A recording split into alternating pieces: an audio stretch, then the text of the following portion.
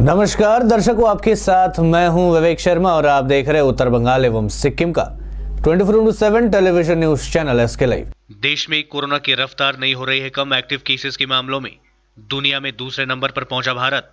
देश में corona virus के मामले 24 लाख के पार। भारत में कोरोना वायरस की रफ्तार अब डराने लगी है। भारत एक्टिव केसेस के मामलों में ब्राजील को पीछे छोड़ दुनिया का दूसरा देश बन गया है। कोरोना संक्रमण की तेज रफ्तार ने गुरुवार को देश में नया रिकॉर्ड बना दिया है और एक दिन में अब तक सबसे ज्यादा 66,000 नए मरीज मिले। यही नहीं, एक दिन में इससे जानलेवा बीमारी से मौतों की संख्या भी 1008 रही। देश में कोरोना संक्रमण 24 लाख के पार पहुंच चुका है। देश के 10 राज्यों में कोरोना की रफ्तार ने चिंता और बढ़ा दी है। गुरुवार को कोरोना वायरस के 66,037 नए मामले सामने मिले थे। इससे पहले 8 अगस्त को सबसे ज्यादा 65,410 केसेस सामने आए थे। दूसरी बार कोविड-19 से मौतों का आंकड़ा 1000 के पार पहुंच गया।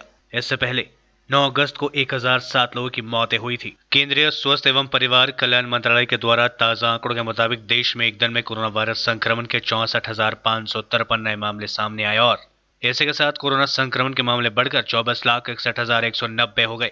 पिछले 24 घंटे में 107 लोगों की कोरोना वायरस से मौत हुई है।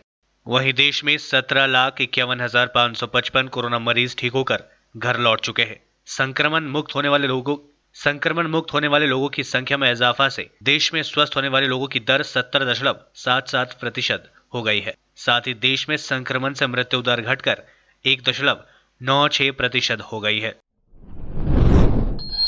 परीक्षा देने वाले विद्यार्थी हो जाए तैयार। 12वीं ऑप्शनल एग्जाम सितंबर में होगा। कंपार्टमेंट परीक्षाओं के साथ कराएगा सीबीएसई। केंद्रीय माध्यमिक शिक्षा बोर्ड सीबीएसई ने सीनियर सेकेंडरी 12वीं कक्षाओं के रेगुलर एवं प्राइवेट छात्रों के लिए ऑप्शनल एग्जाम कराने का निर्णय लिया है। बोर्ड द्वारा 12 अगस्त 2020 को जारी सर्कुलर के मुताबिक इस वर्ष की सीनियर सेकेंडरी कक्षाओं की परीक्षाओं के नतीजे के संदर्भ में ऐसे छात्र जो कि विभिन्न विषयों में प्राप्तांक से संतुष्ट नहीं है और उन विषयों के लिए फिर से परीक्षा देना चाहते हैं, उन्हें बोर्ड ने एक और मौका देने का प्रस्ताव किया है। सीबीएसई ने 12वीं कक्षा के छात्र छात्राओं के लिए ऑप्शनल एग्जाम को सितंबर 2020 में आयोजित किए जाने वाले कंपार्टमेंट एग्जाम के साथ कराने की घोषणा की है। कालियागंज स्टेट जोनल अस्पताल में 17 अगस्त से शुरू हो जाएगा कोरोना की जांच। रोगी कल्याण समिति के चेयरमैन कार्तिक पाल ने दी जानकारी। उत्तर दिनाजपुर जिले में कोरोना संक्रमित मरीजों की संख्या बढ़ रही है और यही कारण है कि जांच केंद्रों को भी बढ़ाया जा रहा है। इसी कड़ी में 17 अगस्त को कालियागंज स्टेट जनरल अस्पताल में कोविड-19 का टेस्ट शुरू होने जा रहा है। कालियागंज नगर पालिका के प्रशासक मंडली के सदस्य तथा रोगी कल्याण समिति के चेयरमैन कार्तिक पाल ने गुरुवार को एक प्रेस कॉन्फ्रेंस कर यह जानकारी देते हुए बताया कि आईसीएमआर अनुमोदित रैपिड एंटीजन टेस्ट शुरू हो रहा है।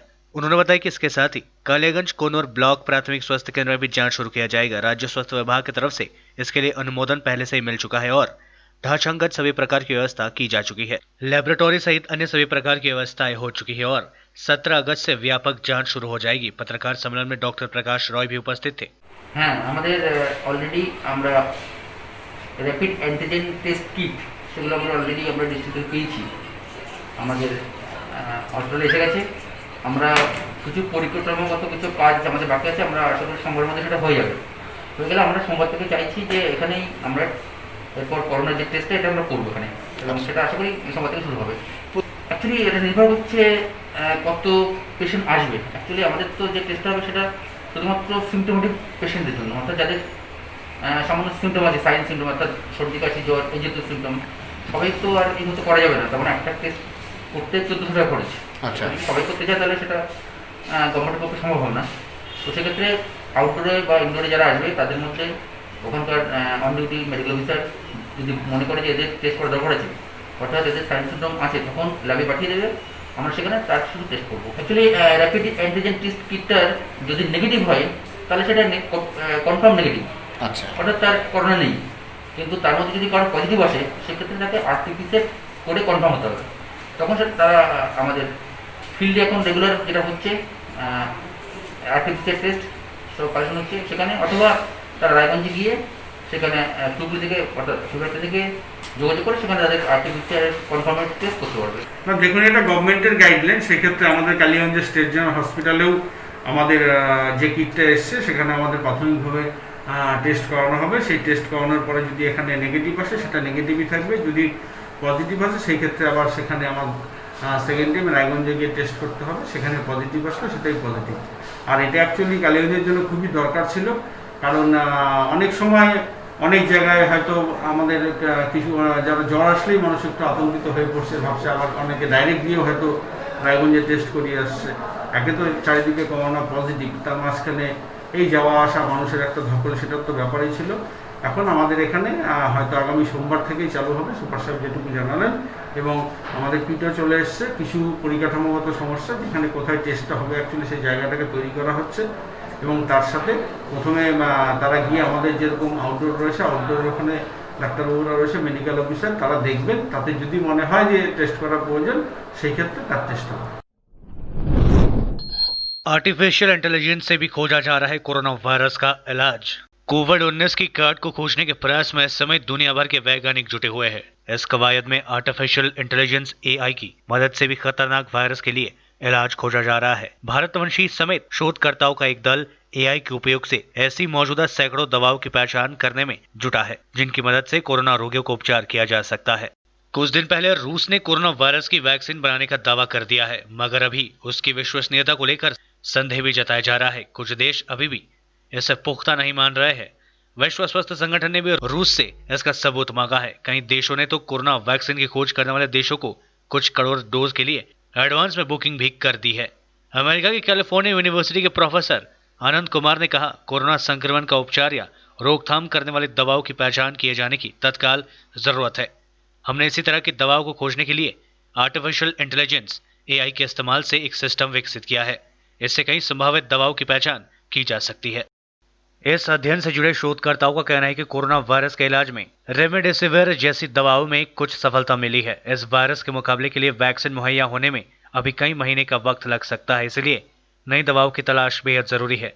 भारतीय मूल के शोधकर्ता आनंद ने बताया कि इस समय इस तरह की अतिरिक्त दवाओं या छोटे मॉलिक्यूल्स की बहुत ज्यादा मांग है, जो शरीर में कोरोना वायरस के प्रवेश को रोकने के साथ इसकी प्रतिकृति बनने से रोकने में प्रभावी हो सके।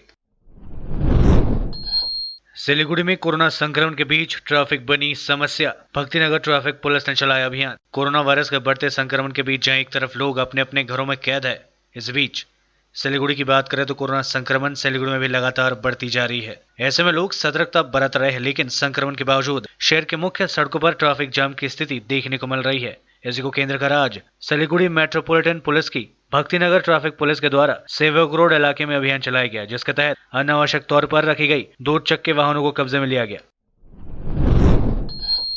पश्चिम बंगाल में एक दिन में कोरोना वायरस संक्रमण के 3000 मामले सामने, 56 और मरीजों की हुई मौत। पश्चिम बंगाल में बृहस्पतिवार को कोरोना वायरस संक्रमण के 2997 नए मामले सामने आए। अब तक राज्य में संक्रमण के कुल 1,07,323 मामले सामने आ चुके हैं। स्वास्थ्य विभाग ने यह जानकारी दी। विभाग की ओर से जारी मेडिकल बुलेटिन में कहा गया कि कोविड-19 के 56 और मरीजों की मौत हो गई, जिसके बाद मृतकों की संख्या बढ़कर 2,259 हो गई है। पश्चिम बंगाल में अब तक कोविड-19 के 78,617 मरीज ठीक हो चुके हैं। बुलेटिन के अनुसार वर्तमान में राज्य में 26,447 मरीज उपचाराधीन है।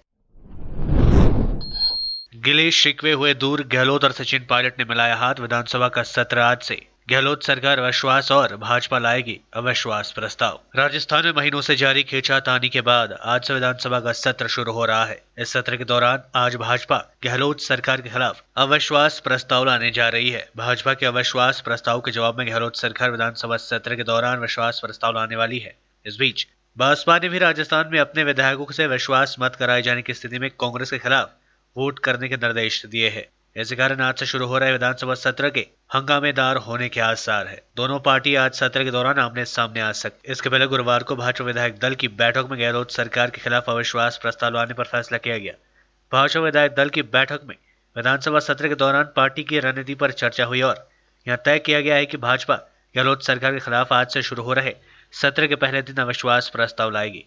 जानकारी के मुताबिक अविश्वास प्रस्ताव तैयार कर लिया गया है और इसके लिए जरूरी 40 विधायकों के हस्ताक्षर भी करवा लिए गए हैं। स्वतंत्रता दिवस के ठीक एक दिन पहले जम्मू कश्मीर के नौगांव में पुलिस पार्टी पर आतंकी हमला, 2 जवान हुए शहीद। जम्मू कश्मीर में एक बार फिर आतंकियों ने सुरक्षा बलों को निशाना बनाया है। शुक्रवार सुबह श्रीनगर के बाहर इलाके में नौगांव बाईपास पर पुलिस पार्टी पर हमला किया गया। आतंकियों द्वारा किए गए इस हमले में 2 पुलिसकर्मी शहीद हो गए हैं।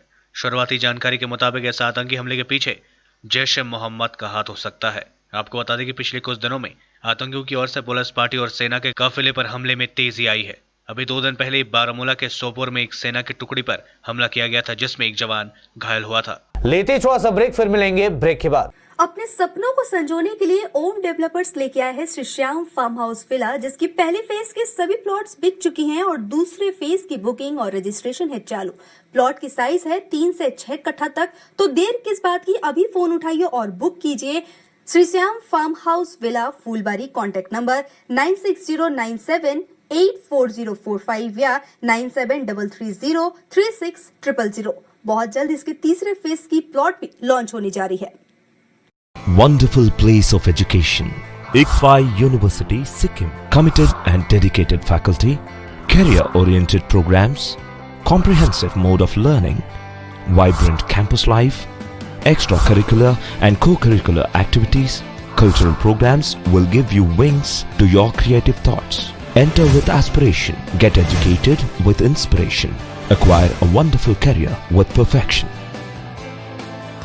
ICFI University, Sikkim. कक्षा 10वीं और 12वीं के बच्चों के लिए है सुनहरा मौका। 10वीं के बच्चों के लिए है पैरामेडिकल कोर्स और 12वीं के लिए है मेडिकल कोर्स। किफायती फीस व बैंक की सुविधा के साथ विभिन्न डिग्री डिप्लोमा है उपलब्ध। सभी स्ट्रीम के बच्चों के लिए खुली है state nursing council and Rajiv Gandhi university and health science and paramedical board, government of Karnataka से मान्यता प्राप्त Atan paramedical and nursing college. Contact number 8016235569, Champasari, Siliguri. आज जहाँ कोरोना से सभी परेशान, हम लाए हैं कमाने का तरीका आसान। 21वीं सदी में महिलाएं आत्मनिर्भर होकर स्वाभिमान के साथ जीना चाहती है। अगर आप एक गृहिणी हैं और घर से ही मुनाफे वाला व्यवसाय करने का सोच रहे हैं, तो आपके लिए सुनहरा मौका लाए हैं टपरवेयर के सिलीगुड़ी स्थित पूरे नॉर्थ बंगाल के डिस्ट्रीब्यूटर नारायणी पार्टी सेल्स। तो सोचिए नहीं, स्क्रीन में दिए गए नंबर में संपर्क कीजिए और विस्तृत जानकारी लीजिए। घर बैठे पैसे कमाए, आज ही फ्री मेंबरशिप लीजिए, अपने सपनों को पूरा कीजिए। मुश्किल की इस घड़ी में आपका साथ ही सिर्फ टपरवेयर के लिए एसके लाइव ही बेस्ट ऑप्शन है। एसके लाइव का इस क्षेत्र में 24 घंटा टेलीविजन, एंड्रॉइड ऐप और वेबसाइट पर प्रसारण होता है। सोशल मीडिया पर भी हम उपलब्ध हैं। हमारी व्यूवरशिप 9 लाख से अधिक है। सिक्किम, हैथवे और NXT डिजिटल पर, दार्जिलिंग और कालिम्पोंग में दोनों हैथवे और CCN सेटअप बॉक्स पर, क्लामपुर से लेके मैनागुड़ी हैथवे पर, सिटी केबल पर सिलीगुड़ी और आसपास, नक्सलबाड़ी से पानी टंकी तक NXT डिजिटल में। तो सोचिए नहीं, कॉल करें 7908554308। ब्रेक के बाद आपका फिर से स्वागत है। बढ़ते हैं खबरों की तरफ। पूर्व राष्ट्रपति प्रणब मुखर्जी के स्वास्थ्य में नहीं हुआ है कोई सुधार। अस्पताल ने कहा अभी भी है वेंटिलेटर सपोर्ट पर। बीते सोमवार को पूर्व राष्ट्रपति प्रणब मुखर्जी सेना के रिसर्च एंड रेफरल R&R अस्पताल में भर्ती किया गया था, जहां कोरोना संक्रमण के लिए किए गए परीक्षण में उन्हें पॉजिटिव पाया गया था। अस्पताल की ओर से जारी बुलेटिन में कहा गया है कि प्रणब मुखर्जी की सर्जरी के बाद स्वास्थ्य में कोई सुधार देखने को नहीं मिली है। इसी के साथ ही सर्जरी के बाद उन्हें वेंटिलेटर पर रखा गया है। दुनिया भर में कोरोना पॉजिटिव मामलों की कुल संख्या पहुंची 2 करोड़ 7 लाख के पार। अब तक 7,52,000 लोगों की हो चुकी है मौतें। दुनिया भर में कोरोना वायरस का कहर फैल चुका है। इस खतरनाक वायरस का खौफ विश्व के लगभग हर देश में बरकरार है। वैश्विक स्तर पर कोरोना संक्रमितों की संख्या में लगातार बढ़ोतरी देखी जा रही है। जॉन हॉपकिंस यूनिवर्सिटी के अनुसार दुनिया भर में कोरोना मामलों की कुल संख्या 2.07 करोड़ का आंकड़ा पार कर गई है। इस घातक संक्रमण से होने वाले मौतें 7,52,000 से अधिक हो गई है। ब्राजील में 31,64,785 लोग संक्रमित है और 1,04,201 मौतों के साथ दूसरे पायदान पर है। CSSI के आंकड़ों के अनुसार मामलों की दृष्टि में भारत तीसरे स्थान पर है। सिलीगुड़ी संलग्न शालूगढ़ नेताजी नगर में एक व्यक्ति ने फांसी लगाकर की आत्महत्या। एक माइक्रो कंपनी पर लगा मानसिक रूप से प्रताड़ित करने का आरोप। शालूगढ़ के नेताजी नगर में उस समय सनसनी फैल गई जब विक्की प्रसाद कानू नामक एक व्यक्ति का शव उसके घर के नजदीक मैदान स्थित एक पेड़ से बरामद किया गया। सूचना मिलते ही पुलिस मौके पर पहुंची और शव को अपने कब्जे में लेने के बाद पोस्टमार्टम के लिए भेज दिया गया। परिवार से प्राप्त जानकारी के अनुसार शालूगढ़ का नेताजी नगर निवासी विक्की प्रसाद कानू नामक इस व्यक्ति ने एक माइक्रो फाइनेंस कंपनी से 38,000 रुपए की लोन ले रखी थी। हालांकि उसने जुलाई महीने में लोन चुका दिया था।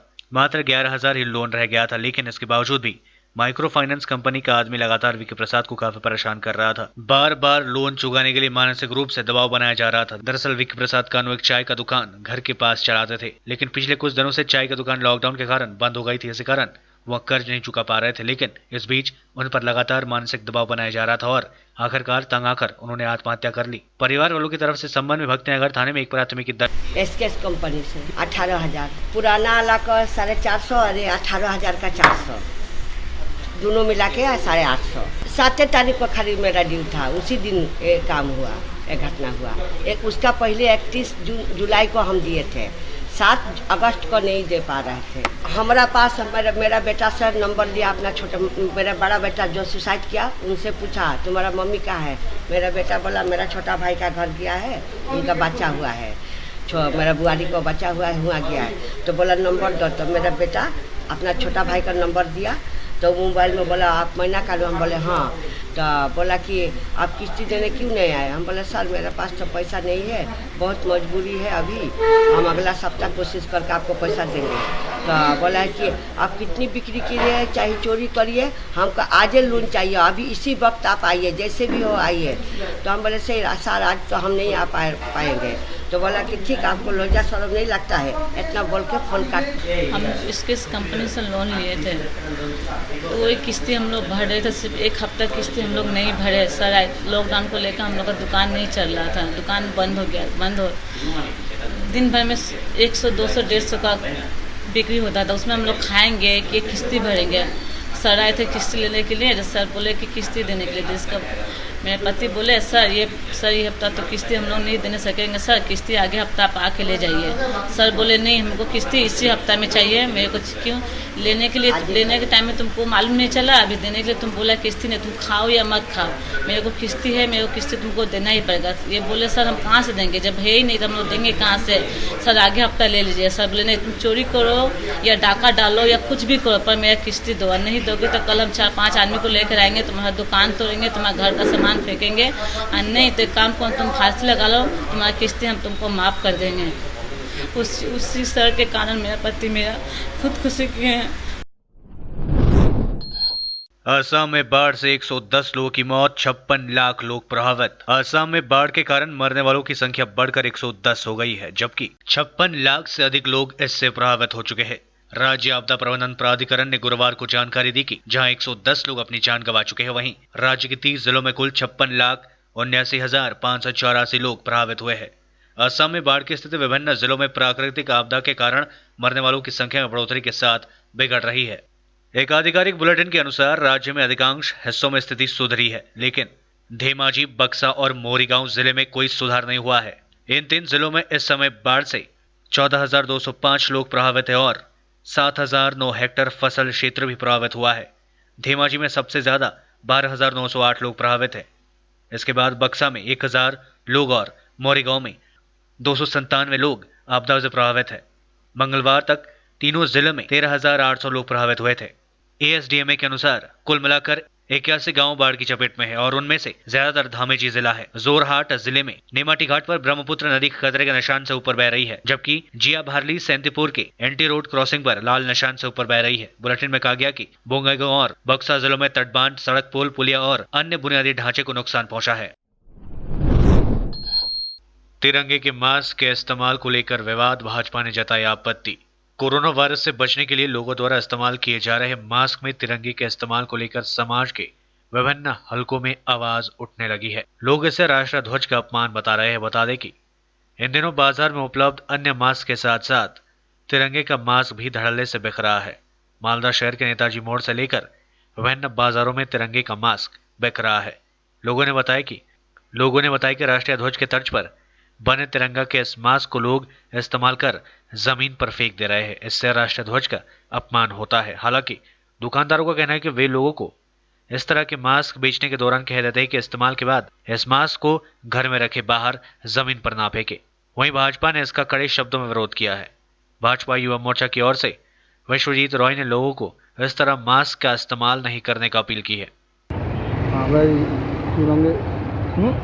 ক্যালকুলেটার বিক্রি করছি, তারপরে এই যাচ্ছে আপনার 30 টাকা, 40 টাকা, 25 টাকা ভালো দিয়ে মারা যায়। পাবলিক রাস্তা ফেলবে না, তো বাড়িতে নিয়ে যা পড়ে ভালো করে বুঝে কি এটা কী আছে কী না আছে। দেশের মান সম্মানের জিনিস তো মাস শেষ হয়ে যায়, তারপরে বাড়িতে রেখে দিলেই ভালো আছে। বাড়িতে রেখে দেবে। কেউ ফেলে যায়, আমরা বিক্রি করছি না, অনেক জায়গায় বিক্রি হচ্ছে, সব জায়গাতে বিক্রি হচ্ছে। দেখতে অনেক, আমরা তো দেখতে যাচ্ছি না, পাবলিক যা আছে পাবলিক বুঝবে, পাবলিকের তো মাস্ক হয়েছে, তিরঙ্গা এসছে, তিরঙ্গা মাল এসছে, মাস্ক এগুলোর দাম হচ্ছে 20 টাকা। সেল ভালো হচ্ছে, আগে আনলে আরও ভালো হতো, লাস্টের দিকে মাল এনেছিলাম তো, দাম ঠিক আছে। না না না, এটা রেখে দিবে, যেটা মাস্ক বিক্রি করি না ওকে বলে দেওয়া হচ্ছে মাস্কটা ভালো করে রেখে দেবে। এখনই আপনাদের কাছ থেকে শুনতে পেলাম যে এখানে জাতীয় পতাকা মাস্ক বের করেছে বিভিন্ন দোকান থেকে, যে এই জাতীয় পতাকা লাগানো মাস্ক প্রত্যেকটা মানুষ ব্যবহার করবে মুখে, তারা এই মুখে থুতু লালা হাঁচি করবে। এটা সার্বিকভাবেই আমাদের ভারতবর্ষের মানুষের কাছে একটা বাজে বার্তা যাবে, এবং আমার সচেতন মানুষ হিসাবে আমরা এবং বিজেপি দলের পক্ষ থেকে আমরা এটার মনে হচ্ছে যে জাতীয় পতাকার অবমাননা হচ্ছে, এবং এই অবমাননার ফলে প্রত্যেকটা সাধারণ নাগরিককে আমরা এটা বার্তা দিতে চাই যে এই মাস্ক যারা কিনে ফেলেছেন তারা যাতে ব্যবহার না করেন, কারণ এতে জাতীয় পতাকার অবমাননা হবে। এবং শারীরিকভাবে যে দোকানগুলো এই মাস্ক বিক্রি করছেন তাদেরকে আমরা বলতে চাই, যদি এই মাস্ক বিক্রি করা বন্ধ না হয় তাহলে অবিলম্বে আমরা বিজেপি যুব মোর্চা গিয়ে প্রত্যেকটা দোকানে এই মাস্ক ব্যবহার বন্ধ করার জন্য আমরা আপিল রাখবো। मोबाइल व पैसे लेकर भाग रहे नाबालिग को लोगों ने पकड़ा, जमकर की धुनाई। इंग्लिश बाजार थाने के कोतवाली बाजार इलाके में गुरुवार सुबह मोबाइल एवं रुपए छीनकर भागने के दौरान लोगों ने एक नाबालिग लड़के को पकड़कर उसकी जम की धुनाई की। जानकारी के अनुसार बृहस्पतिवार सुबह यूसुफ अली नामक एक व्यक्ति कोतवाली बाजार में खरीदारी करने पहुंचे। उनके सामने एक जेब में मोबाइल व कुछ रुपए रखे थे। बताया जाता है कि बाजार में भीड़ भाड़ के बीच दो किशोर उनकी मोबाइल व जेब में रखे 3000 रुपए लेकर भागने लगे। यूसुफ अली के चिल्लाने के बाद आसपास के लोगों ने उन दोनों युवकों का पीछा किया। लोगों ने एक नाबालिग को पकड़ लिया, जबकि दूसरा भागने में सफल रहा। लोगों ने बच्चे की सामूहिक पिटाई शुरू कर दी। इस बीच इंग्लिश बाजार थाने की पुलिस मौके पर पहुंचकर नाबालिग बच्चे को थाने ले आई। पुलिस घटना की जांच शुरू कर दी है।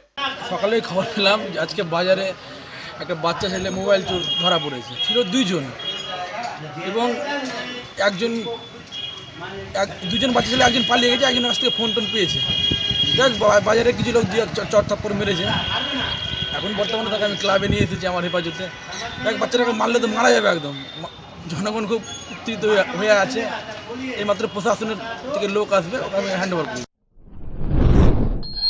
अलीपुरद्वार जिले के जंक्शन स्थित एक पोखर में अज्ञात महिला का शव मिलने से मची सनसनी। आज गुरुवार सुबह स्थानीय लोगों ने अलीपुरद्वार जिले के जंक्शन रेल पोखर में एक महिला का शव तैरते हुए देखा और पुलिस को सूचित किया। सूचना मिलते ही पुलिस मौके पर पहुंची और शव को अपने कब्जे में लेने के बाद पोस्टमार्टम के लिए भेज दिया गया। प्राप्त जानकारी के अनुसार महिला की उम्र करीब 50 वर्ष थी। पुलिस अब यह पता लगाने में जुटी हुई है कि यह आत्महत्या है या हत्या।